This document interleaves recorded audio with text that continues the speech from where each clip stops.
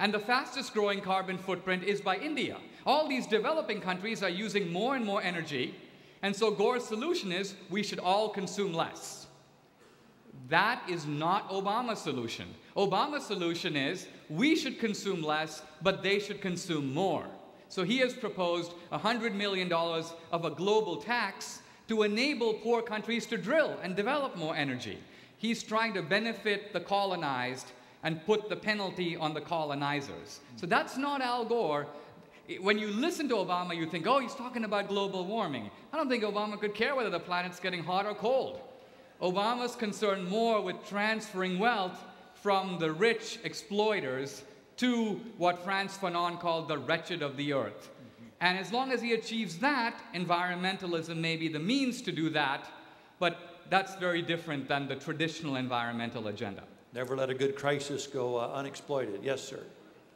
Where does Saul Alinsky's rules for radicals play in within the side? So the question was, where does Saul Alinsky's rules for radicals play into this scenario? Where Saul Alinsky comes in my opinion, is not so much in the radicalism of Alinsky's agenda. Obama's agenda is actually far more radical than Saul Alinsky. But what Alinsky taught Obama is how to sell that agenda. Alinsky was a real genius in that he recognized that radicals are motivated by a hatred of the middle class. The middle class it's evil, it's provincial, it's narrow-minded, it's bigoted. When things turn bad, these people turn to guns and religion. Sound a little familiar? This is the Alinsky view of the middle class. But Alinsky says that even though the middle class is this way, you are not allowed to say that or show it. What you have to do if you're a radical, he says, first of all, take off the leather jacket. Dress like a preppy. Cut your hair short. Develop a Midwestern accent. Speak in a way, smile a lot. He says radicals are very angry. Don't show your anger. Smile. Put everybody at ease and then fuel the flames of middle-class alienation. If a guy's lost his job, say you didn't lose your job because the economy is bad and your employer had to cut jobs. You lost your job because that evil guy is preventing you from, he wants to keep all the profits to himself. So what you're really doing is allying yourself tactically with the white middle class, not because you're on their side. You're actually their enemy, but you can recruit them to support you to achieve your goals. This is the Alinsky formula. This is not my view. This is Right and Rules for Radicals. I'm just quoting Alinsky in summary. I think Obama learned a really valuable lesson because all the anti-colonial writers basically said anti-colonialism requires a coalition of the oppressed. In other words, you can't overthrow the British just by having a bunch of Kenyans jump up and down. You need to get the white and the brown and the yellow and the black all together against the oppressor. But never did the anti-colonialists imagine that you could actually get the white middle class itself on the team. Alinsky showed Obama that you could. And in fact, the great success to me of Obama is that when he, not only did he win a number of Republican states, but he won the vote of Americans earning more than $200,000 a year. So the very group that Obama has targeted to, in a sense, foot the whole bill for his policies, that group voted for Obama.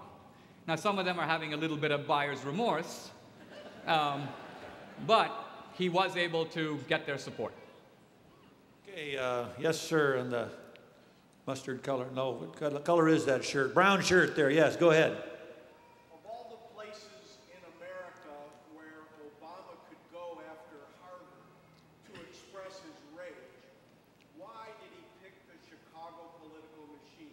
Okay, the question is, of all the places that the president could have gone after graduating from Harvard and all, why did he choose the south side of Chicago and the Chicago political machine? I'm not sure I know the full answer to that. I will say about Obama that there are important aspects of his life that remain blank. A classic example of this was Obama at Columbia University. Obama transferred from Occidental College to Columbia University. Since Columbia is in New York City, the New York Times decided to do an article on the people who knew Obama. The New York Times could not find a single individual that knew Obama in Columbia. Not one person who roomed with him, ate with him, was in any of his classes, or even knew him.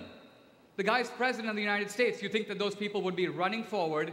The New York Times asked Obama, can you tell us one person that you knew at Columbia? And Obama has refused to say even a single name. Columbia has sealed all his records. We have no idea what courses he took. We do know one of his professors, the anti-colonial writer Edward Said. We don't know what his grades were. We have none of the papers he wrote at Columbia.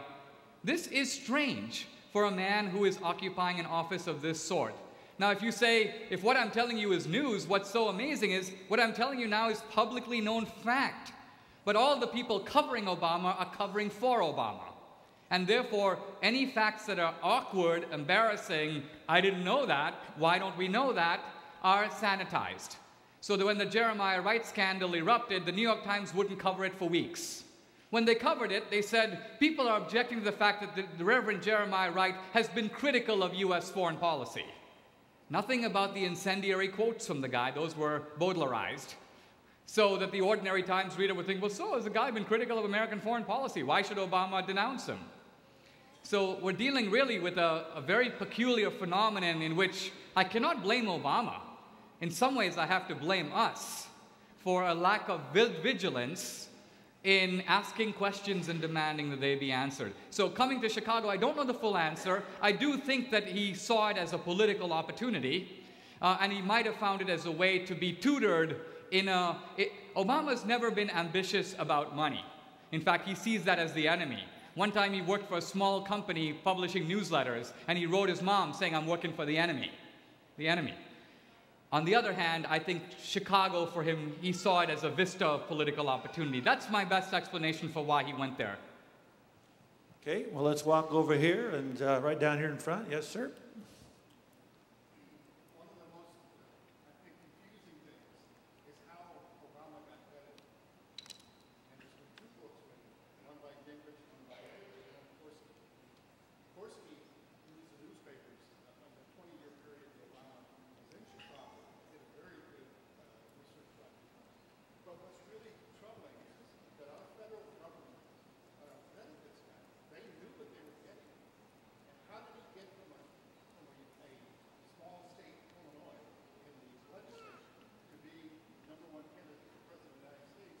And now we have people like Pelosi and Reid who joined the club, and they're literally taking his agenda and putting it against us. Okay, the question is, how did the president get vetted? He comes from a very small place, very small state office in Illinois to the presidency in a very short period of time. And so how does that happen? His terminology is, how did the federal government vet him? But really, how did America come to know the man? In my opinion, the problem is not a lack of vetting in the sense of, like the FBI didn't check him out or something, but rather, it is a lack of exposure to America of who Obama is and what he stood for. Here's a good example of what I mean. Obama has had a pretty long time association with the guy with Bill Ayers, the radical activist who attempted 3 major bombings in the 1970s, the Pentagon, the Capitol. And so right away, this controversy erupts, the Bill Ayers controversy. And I don't believe to this date anyone has explained what Obama saw in Bill Ayers. In a way, some conservatives go, well, he agreed with Bill Ayers, but I don't think Obama's going to go bomb the Pentagon. In that sense, he's not Bill Ayers. So the liberals said, well, Obama barely knew him. Ayers did this 25 years ago. How can you hold Obama responsible? He was only 9 years old in 1970.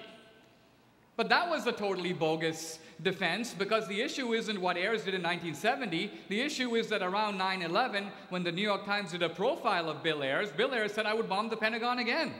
In fact, he says, don't count me out for doing it in the future. In other words, Bill Ayers is an unrepentant attempted terrorist. So why would Obama befriend Bill Ayers held the first fundraiser for Obama in his apartment when he ran for state senate. Obama and he served on the board of the Woods Foundation. They were also on the Chicago-Annenberg Educational Challenge. They knew each other socially. They knew each other pretty well. Why would Obama hang out with a guy that's trying to blow up American federal buildings? Why? Now, my answer is, I think I know perfectly well. I picked up a copy of Bill Ayer's book, Fugitive Days, in which I read the following. Bill Ayer says, "We think of the Vietnam War as a war to end communism." Bill Ayers goes, "That's not what it was. It was an anti-colonial war." Why? Because Vietnam was occupied by the French. It was a colony of France. And when the French had a major disaster in Dien Bien Phu, the French pulled out and America went in. America replaced the French colonial power and became the neo-colonial occupier of Vietnam. Ho Chi Minh was fighting the last anti-colonial war against America. And Bill Ayer says, I agree with Ho Chi Minh. I saw my actions as fighting against the American rogue elephant, the American imperialism in Vietnam. Now, if that's true, and that's what Bill Ayer says, then I understand perfectly well that Obama sees in Ayers a fellow anti-colonial fighter. Obviously, the world is different. We're out of Vietnam. The war is over. Obama's not going to go bomb the Pentagon. But he goes, I have a lot of sympathy for a guy who's fighting to stop American imperialism. That's what my dad would have done. That's what my dad did do in fighting. And my grandfather, Obama's father and grandfather, were both arrested in the Mau Mau rebellion in Kenya against the British. So this would help to explain Obama's affinity with Ayers. But the truth of it is what I'm saying to you now has never appeared in any publication, any newspaper, any TV show in the entire time when Obama came to public attention, 2004 to now 2010. There's a 6-year blackout of any real coverage of Obama's affinity with Ayers. That to me is almost criminally negligent in terms of people covering up for Obama. And again, it's not something for the FBI. It's just, I think if America knew, people would say, wait a minute. You know, this is I can kind of understand therapeutically why Obama would be this way, but it's very scary for me that America is being governed according to the dreams of a Luo tribesman from the 1950s.